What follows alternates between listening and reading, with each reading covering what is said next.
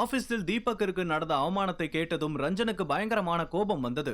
உடனே தினேஷை கண்டபடி திட்டிவிட்டு அவசரமாக தீபக்கின் நம்பருக்கு டயல் செய்தான்.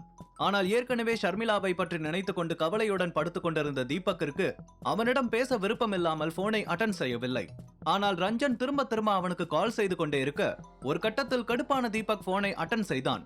உடனே ரஞ்சன் தீபக்கை பேச விடாமல் ஒரே மூச்சில் பேச ஆரம்பித்தான். மச்சி, இங்க நடந்ததெல்லாம் நான் இப்பதான் கேள்விப்பட்டேன். ஐம் ரியலி சாரிடா. அந்த டைம்ல எனக்கு ஒரு முக்கியமான மீட்டிங் இருந்ததால நான் அங்க போயிட்டேன். நான் மட்டும் உன் கூட இருந்திருந்தா கண்டிப்பா உன்னை அவமானப்பட விட்டுருக்க மாட்டேன். அந்த தினேஷ் ஒரு முட்டாள்டா. அவன் பேசின எதையும் நீ பெருசா எடுத்துக்காத. அவனுக்காக நான் உன்கிட்ட மன்னிப்பு கேட்டுக்கிறேன். நீ ஷர்மிளாவை கூட்டிட்டு நாளைக்கு ஆபீஸ்க்கு வா. அவளுக்கு வேலை கன்ஃபார்ம் என்று பதட்டத்துடன் சொன்னான். அந்த நேரத்தில் தீபக்கிற்கு ஷர்மிளா அவளுடைய ரூமில் அழுது கொண்டிருக்கும் காட்சியை தான் அது நினைவுபடுத்தியது. ஷர்மிளா ஏதோ வாழ்க்கையில் தோல்வி அடைந்ததை போல பயங்கரமான சோகத்தில் இருந்தாள். அவள் தன்னுடைய பாட்டியின் கம்பெனியான சிவம் குரூப்ஸுடன் போட்டி போட வேண்டும் என்று நினைத்தாள். ஆனால் முதல் படியிலேயே தடுமாறி கீழே விழுந்ததை நினைத்து அவள் மிகவும் வேதனைப்பட்டாள். அவளுடைய சோகத்தை பார்த்த தீபக்கிற்கும் இதயத்தில் ஊசி குத்தியதை போல வலிக்க ஆரம்பித்தது. ஹலோ தீபக், என்ன மச்சி சைலண்டா இருக்க? ஏதாவது பேசு என்று இடையில் ரஞ்சனின் குரல் கேட்டது. அவனுடைய வார்த்தையில் இருந்த பதட்டத்தை பார்க்கும்போது தினேஷுடன் நடந்த பிரச்சனையில் எங்கே தனக்கு ரெக்கமெண்ட் செய்யவிருந்த வேலையை தீபக் வேண்டாம் என்று தடுத்து விடுவானோ என்ற பயம் தெரிந்தது. இங்க பாரு மச்சான், எனக்கும் தினேஷுக்கும் நடந்த பிரச்சனைக்கு நீ எதுக்காக சாரி கேட்கணும்? நீ அந்த இடத்துல இருந்திருந்தா கண்டிப்பா என்ன அவமானப்படுத்த விட்டுருக்க மாட்டேன்னு எனக்கு நல்லா தெரியும். சோ நீ அதை பத்தி கவலைப்படாத. அதே நேரத்துல நான் உனக்காக குளோபல் இண்டஸ்ட்ரீஸ்ல ரெக்கமெண்ட் செஞ்ச வேலையும் கண்டிப்பா உனக்கு கிடைக்கும். கோபத்துல நான் உன்னை பழி வாங்கிடுவேணும்னு நினைக்காத என்று சொன்னான் தீபக். அந்த வார்த்தையை கேட்டதும் தான் ரஞ்சனின் முகத்தில் சந்தோஷமே வந்தது. தன்னுடைய வேலைக்கு எந்த ஆபத்தும் இல்லை என்று தெரிந்ததும் ரஞ்சனுக்கு பதட்டம் குறைந்தது.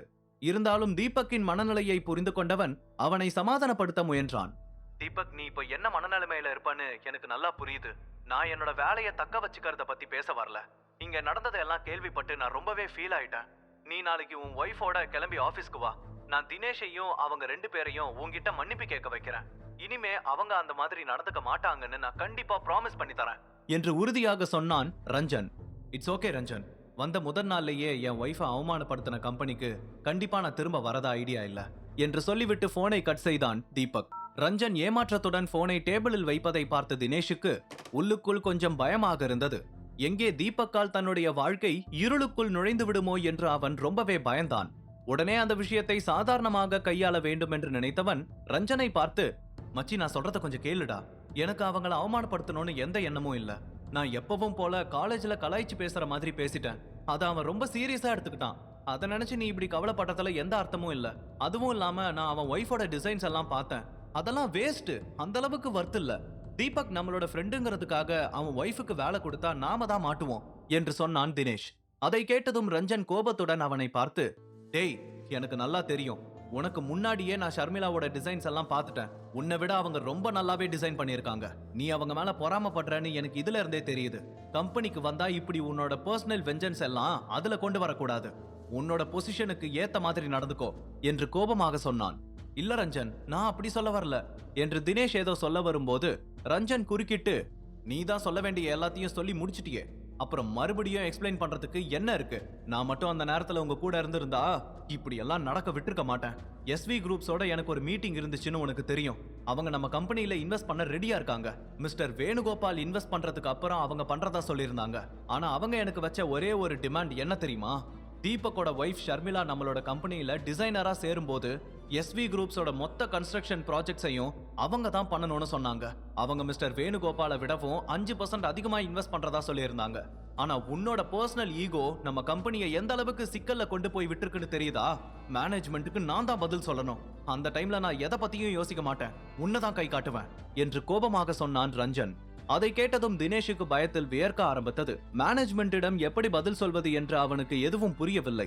இந்த பிரச்சனையை சரி செய்ய ஒரே ஒரு வழி தீபக் தான் என்று நினைத்தவன் உடனே தன்னுடைய போனை எடுத்து தீபக்கின் நம்பருக்கு டயல் செய்தான். தினேஷின் நம்பரில் இருந்து கால் வருவதை பார்த்ததும் தீபக் கொஞ்சம் யோசித்தபடி போனை அட்டன் செய்தான். உடனே தினேஷ் பதட்டத்துடன், தீபக், என்ன மன்னிச்சிடு மச்சான். நான் ரொம்ப பெரிய தப்பு பண்ணிட்டேன். நான் எப்பவும் போல உங்ககிட்ட ஜாலியா கலாய்க்கிற மாதிரி தான் பேசினேன். ஆனா அந்த ராகவும் லலிதாவும் சேர்ந்துதான் டாபிக்க மாத்தி என்ன உனக்கு அகைன்ஸ்டா திருப்பிட்டாங்க. இனிமே இந்த மாதிரி கண்டிப்பா நடக்காது. நீ உன்னோட ஒய்ஃபை கூட்டிக்கிட்டு ஆபீஸ்க்கு வா மச்சி. நான் இப்பவே அவங்கள அப்பாயிண்ட் பண்றேன். நடந்ததெல்லாம் ஒரு கெட்ட கனவா நினைச்சு மறந்துடு என்று கெஞ்சும் தொனியில் சொன்னான் தினேஷ். இப்ப கூட மத்தவங்க மேலதான் பழி போடணும்னு நினைக்கிறேன். நீ பண்ணுன தப்ப ஒத்துக்கவே மாட்டேங்கிறல்ல?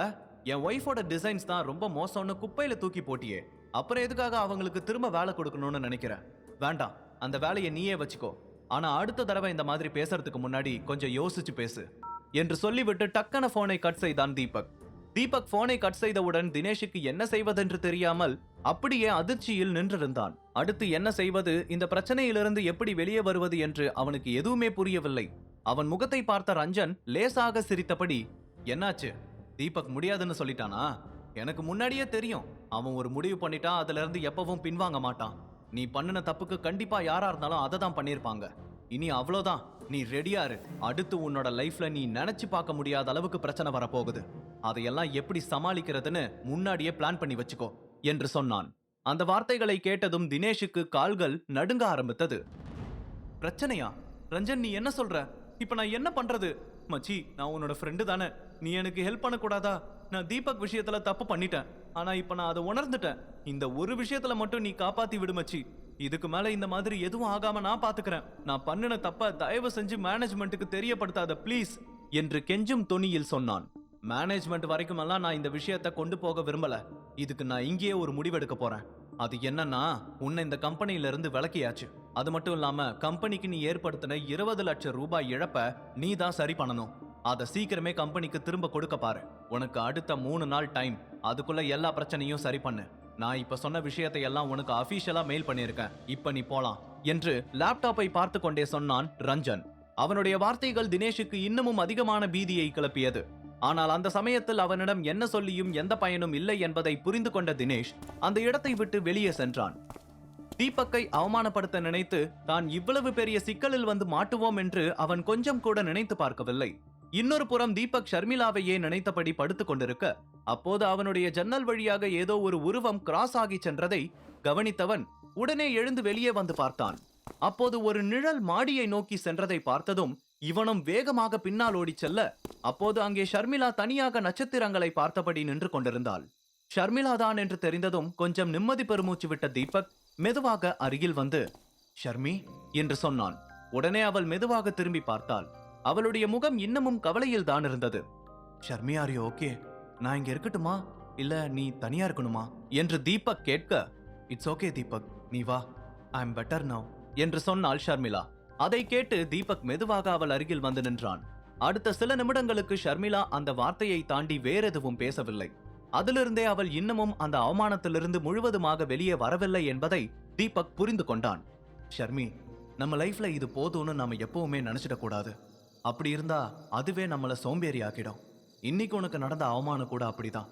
இப்ப நீ விழுந்துட்ட, ஆனா அடுத்த முறை நீ எழுந்திருக்கும் போது பழைய ஷர்மிளாவை விடவும் 10 மடங்கு அதிக பலத்தோட எழுந்திருக்கணும். ஒரு விஷயத்த நீ நல்லா புரிஞ்சுக்கோ, நீ இன்டர்வியூக்கு போன இடத்துல எல்லாம் உன் திறமையால நீ எங்கேயும் தோத்து போகல. உனக்கு சதி பண்ணி எங்கேயும் வேலைக்கு சேர்க்காம விட்டுருக்காங்க. இதுல இருந்தே உன்னை பார்த்து அவங்க பயப்படுறாங்கன்னு நல்லா தெரியுது. உன்னோட திறமையால கண்டிப்பா நீ ஒரு பெரிய இடத்துக்கு வந்துருவேன்னு அவங்களுக்கு தெரிஞ்சிருக்கு. இதுதான் உன்னோட பலம். அந்த பலத்தை நீ புரிஞ்சுக்காததுனாலதான் இப்படி ஃபீல் பண்ணிட்டு இருக்க என்று சொன்னான் தீபக். அவன் சொன்னதை கேட்டதும் ஷர்மிளா டக்கென அவனை திரும்பி பார்த்தாள். ஒரு விதத்தில் தீபக் சொல்வதும் உண்மை என்று அவள் உணர ஆரம்பித்தாள். நீ சொல்றது சரிதான் தீபக், எங்கேயும் என்னோட திறமையால நான் தோத்து போனதில்ல என்று ஒரு மெல்லிய புன்னகையுடன் சொன்னாள். இதுக்கு மேலேயும் நீ அதையே நினைச்சிட்டு இருக்காம இந்த பிரச்சனையில இருந்து எப்படி வெளியே வரலாம், அடுத்து என்ன பண்ணலாம்னு யோசி. நீ இப்படி சோகமா அழுதுட்டு உக்காந்து இருக்கிறத தான் அவங்க விரும்புவாங்க. நீயும் அதை பண்ணி அவங்களோட சந்தோஷத்துக்கு தீனி போடுறாத என்று சொன்னான் தீபக். அதை கேட்டதும் ஷர்மிளா கொஞ்சம் நம்பிக்கையுடன் தலையை ஆட்டினாள். அந்த சமயத்தில் கீழே இருந்து கணேஷின் குரல் கேட்க தீபக் ஓடி சென்று, அங்கிள், நாங்க இங்கதான் இருக்கோம், சும்மா பேசிக்கிட்டு இருக்கோம் என்று மேலிருந்து கொண்டே கத்தி சொல்ல, ஓ ஓகே ஓகே, 2 பேரையும் காணோமா, அதான் ஒரு நிமிஷம் பதறி போயிட்டேன் என்று சிரித்து கொண்டே சொன்ன கணேஷ், சரி பேசிட்டு சீக்கிரம் வாங்க என்று சொல்லிவிட்டு தன்னுடைய ரூமை நோக்கி நடந்தார். தீபக் திரும்பவும் ஷர்மிளாவிடம் வர, தீபக், நான் ஒரு முடிவு எடுத்துட்டேன். இப்படி மத்தவங்க கிட்ட வேலைக்கு போய் அடுத்தவங்க பொறாமைக்கு நடுவுல போராட நான் இனி விரும்பல. நான் சொந்தமா ஒரு ஸ்டுடியோ ஓபன் பண்ணலான்னு நினைக்கிறேன். என்னோட சாம்ராஜ்யத்தை நானே உருவாக்கணும்னு நினைக்கிறேன். நீ என்ன சொல்ற என்று நம்பிக்கையுடன் கேட்டாள். அவளுடைய வார்த்தைகளை கேட்டு தீபக் ரொம்பவே சந்தோஷப்பட்டான். ஷர்மிளா தன்னுடைய தைரியத்தை இன்னமும் இழக்கவில்லை என்பது அவனுக்கு ஒரு பெரிய மனநிறைவாக இருந்தது. சூப்பர் ஷர்மி, நீ தைரியமா அதுக்கான வேலைகளை ஆரம்பி. நான் உனக்கு சப்போர்ட்டா எப்பவும் இருப்பேன். கண்டிப்பா ஒரு நாள் சிவம் குரூப்ஸையே மிஞ்சற அளவுக்கு பெரிய ஆளா வருவேன்னு எனக்கு நம்பிக்கை இருக்கு. அதுக்கப்புறம் உன்னை வேணான்னு சொன்ன எல்லாரும் உன்னை தேடி வருவாங்க என்று சொன்னான் தீபக். தீபக்கின் வார்த்தைகள் ஷர்மிளாவுக்கு ரொம்பவே ஒரு ஆறுதலை கொடுத்தது. தீபக்கின் வார்த்தைகளால் அவளால் உலகத்தையே வெல்ல முடியும் என்ற நம்பிக்கையை அவளுக்கு ஏற்படுத்தியது. சரி தீபக், நாம போய் தூங்கலாம் என்று ஷர்மிளா சொல்ல, தீபக்கும் சரி என்ற தலையை ஆட்ட இருவரும் அந்த இடத்திலிருந்து கீழே சென்றார்கள். அடுத்த நாள் காலையில் கணேஷுக்கு காஃபி கொடுக்க அவருடைய ரூமுக்கு சென்றபோது அவர் சுறுசுறுப்பாக எக்ஸசைஸ் செய்து கொண்டிருந்தார். அவருக்கு எதிரில் பழங்கால எக்யூப்மெண்ட்ஸ் நிறைய சிதறி கிடந்தது. அங்கிள், நீங்க இந்த எக்யூப்மெண்ட்ஸ் எல்லாம் இன்னமும் பத்திரமா வச்சிருக்கீங்களா? இந்த மாதிரியான டம்பிள்ஸ் எல்லாம் நான் இப்பதான் பாக்குறேன் என்று ஆச்சரியத்துடன் சொன்னான். உடனே கணேஷ் சிரித்துக்கொண்டே, ஆமா தீபக், இதெல்லாம் நாங்க பல தலைமுறைகளா வச்சு யூஸ் பண்ணிக்கிட்டு இருக்கோம். என் தாத்தாவோட அப்பாவுக்கு சொந்தமான திங்ஸ் தான் இதெல்லாம். எக்ஸசைஸ் எக்யூப்மெண்ட்ஸ் மட்டும் இல்ல. அந்த பெட்டியை ஓபன் பண்ணி பாரு, அதுல இன்னமும் நிறைய பழங்கால பொருட்கள் எல்லாம் இருக்கு. அதுல உனக்கு ஏதாச்சும் பிடிச்சிருந்தா எடுத்துக்கோ. எப்படியும் நான் அதுல சிலத ஒரு எக்ஸிபிஷன்ல விக்கலான்னு இருக்கேன் என்று சொன்னார். தீபக் உடனே அங்க இருந்த பெட்டியை திறந்து பார்க்க டக்குன அவனுடைய பார்வை ஒரு மண்டை ஓட்டின் மீது விழுந்தது. அதன் தலையில் ஒரு விரிசல் இருப்பதை கவனித்தான்.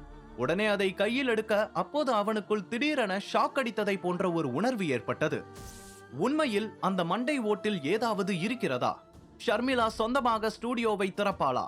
தீபக்கின் அடுத்த திட்டம் என்ன? முழு கதையையும் கேட்டு மகிழ பாக்கெட் FM ஏப்பை டவுன்லோட் செய்யுங்கள். லிங்க் டிஸ்கிரிப்ஷனில் கொடுக்கப்பட்டுள்ளது.